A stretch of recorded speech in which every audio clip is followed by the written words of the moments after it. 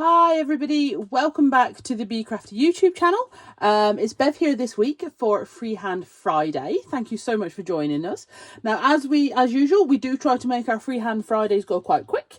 But if you are wanting to craft along with me today, we need 3 colours of spray colour. So I've got 2 dilutions and a Distress Oxide spray, which I've put some into a palette here, a range of brushes and a couple of paint pens. Okay, now if you remember way back when, or you can scroll back, for my very first Freehand Friday I did a background, okay, and I taped off the edges. Okay, I want to do something similar today, but I want to leave a more organic edge. Okay, so what we're going to do is we're going to do some sort of watercolour work. We might dry in between, so if I do need to speed up those bits I might do, but you can always pause. But, you know, who knows at this point. So the first thing we're going to do, as always, because we're going to add some watercolour sections in, is we're going to add some water. Oh, there's still some green on here. Luckily, I'm using green today, so that's not going to matter. Okay, what I'm going to do is I'm going to add in just a little dash of green. I want it to be a little bit more watered out than that. Now, the good thing is, obviously with this, what you can do, you can lift some of that off if it's going too deep for you and you want a more pale thing, but you could also do that with obviously some scrap paper and whatever. So we're just going to add in a couple of colourways. Tell you what, let's start adding flicks right from the off. Let's build those up, okay? And we'll give that a bit of a blast with the heat tool. We're going to try and dry between layers. Everything we're using today is water based, and we're going to be adding more water to it, so you know it will reactivate, but we are going to try and dry between layers and see how we go. Okay, they don't have to be perfect, just a little bit better, because I love watercoloured edges, but what's really cool is when you sort of get these darker toned sharp edges too. Really good fun. Now I've got this wider Dina brush here, okay, and I'm going to dip that in and put it in the middle here. And I'm just going to lift a little bit. I've got some of the antique linen Distress Oxide spray. Because whilst I was picking these, it occurred to me, or shall I say I realised, I don't have the Vanilla Custard Dilutions ink spray. And in all honesty, I wasn't sure I'd ever want it, but I wanted it today and I don't have it.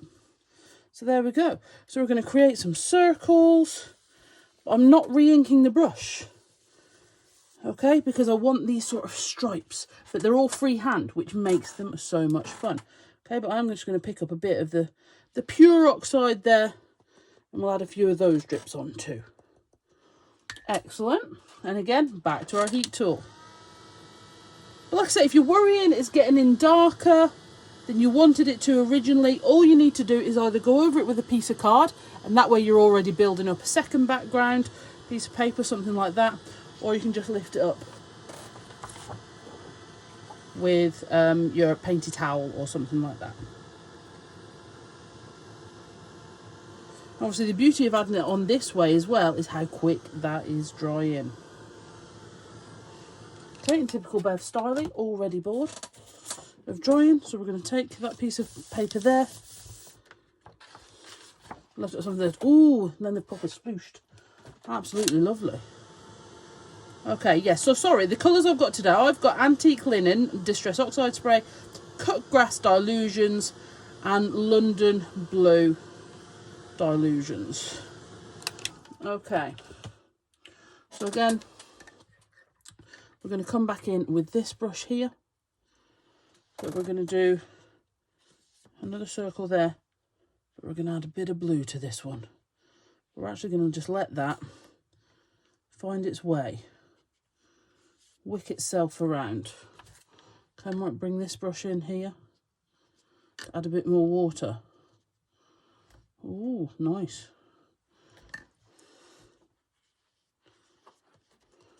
Now we're going to add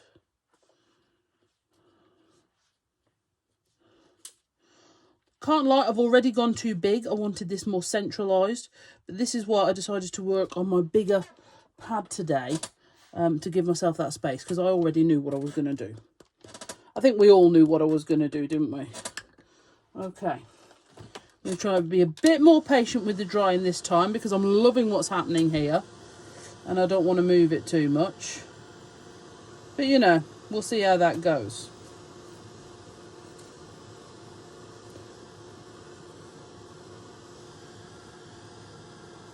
If I can just dry that section, we might tilt it to add some drips into. So we might drip it a little bit this way. Okay. Before we drip it right down this way. Oh, lovely.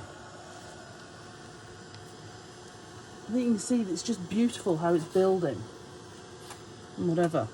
But because we're doing that drying between layers, everything's not all going into one straight away. And it gives you that opportunity to go back in, for example. So if we go back to our big brush here, my water's getting quite green now, so I might have to be careful. Do you know what? We'll get that smaller brush here. Okay, we can go back in with our antique linen, and because this is oxide, you see, we'll be able to go on top of our dilutions. Now it might blend in a little, but you're still going to get that tonal change. Okay.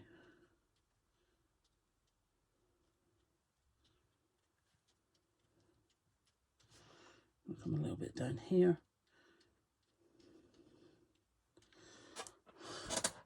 Absolutely loving how quickly this is coming together. This is very close to how I want it to be before we start adding in the pen work. So this is really, really cool. All right.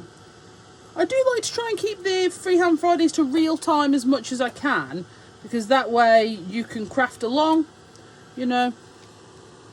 But obviously if I do decide, because obviously I can't see how long this is at the minute, if I do decide to speed it up, that's fine. Just have a little freeze. Put me on pause. Trust me, there are people in my life that would like to do that anyway. Okay. And then we can come back together. Beautiful. All right, what I'm actually going to do now is I'm going to get a smaller one of the Dina brushes. This is one I left in a pot of water. I know, how rude. I'm going to get a little bit of water and do exactly the same. I think I'm going to go with the blue, actually. We're going to get a little bit of blue, add it to some water here and put it along the edge of the brush. Okay. Then we're going to do the same. We're going to add in some more circles, okay? Build that one there. That one there.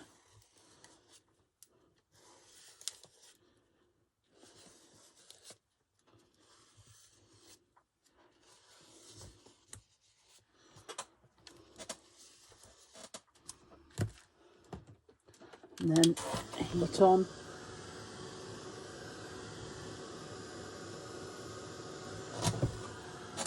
And again, these freehand backgrounds, they're great on their own as a piece of artwork. They're great for backing pages in your journals. They're just a good leaping off point. Or if you want to practice your mark making, these are a fantastic way of doing that, okay?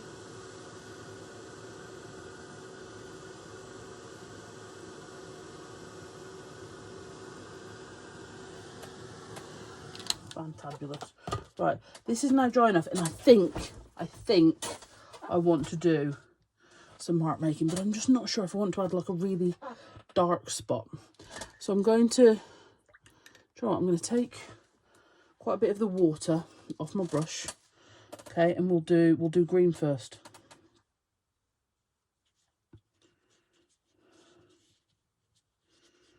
I'm just going to make a shape here. I'm going to put quite a lot of that on because we're going to add in more drips. I want it to be quite a dark spot, so we'll leave that to sit for a second. Okay, and then I'm going to rinse that off. I'm going to pick up my blue. We're going to put that over here, I think. I'm just thinking, yes, up here. I'm going to take it further down. A bit more of that. Maybe a little bit of water. And then I'm going to tilt that straight away because I want it to run. Okay. and then onto the heat tool again, and then we'll start doing our mark making with our pens. So I'll tell you what, I will heat set this bit and then we will come back. Okie dokie, that didn't actually take as long as I thought.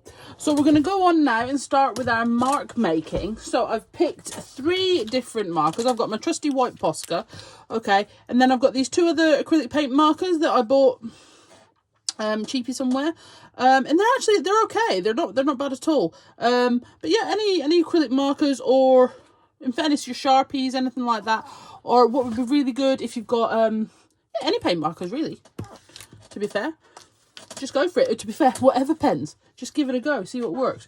So for a change, I'm actually going to go in with my black marker first of all, if I can get it to work properly, which it doesn't seem to want to play with.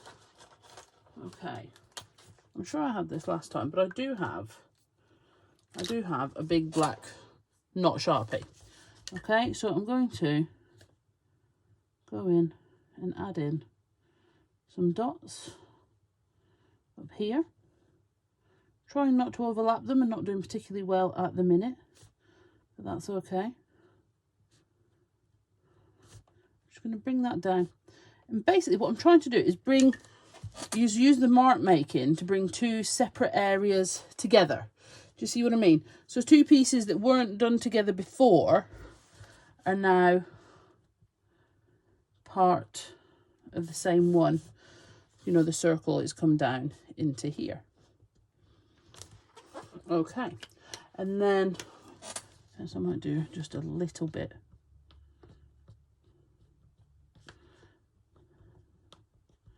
This marker is actually giving up and giving me a really nice sort of outline mini circle effect that I am kind of in love with.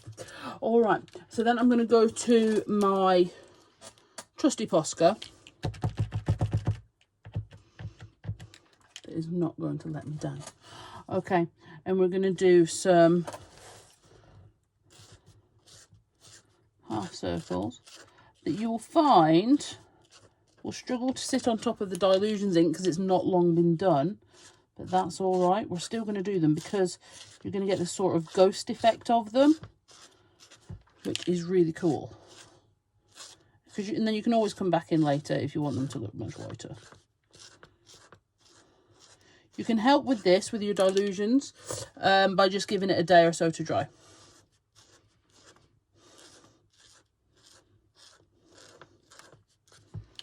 Okay, and then I'm going to go around here with my Dilutions, with my Posca, sorry. In fact, no, I want to add a few more onto there. Okay, and then I'm going to go in with a completely contrasting colour. It looks like a red, but it actually comes out more of a terracotta colour. And I just think it's going to give a really sort of nice clash, almost.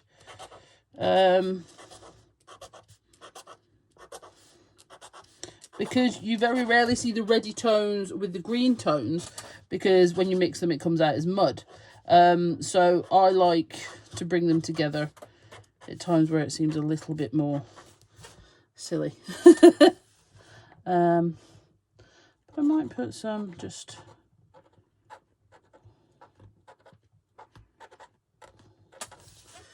And I just think your pen marks start to...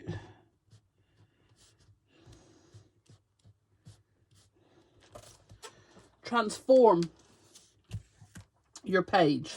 I do actually have a blue marker here, and I'm just wondering if we maybe do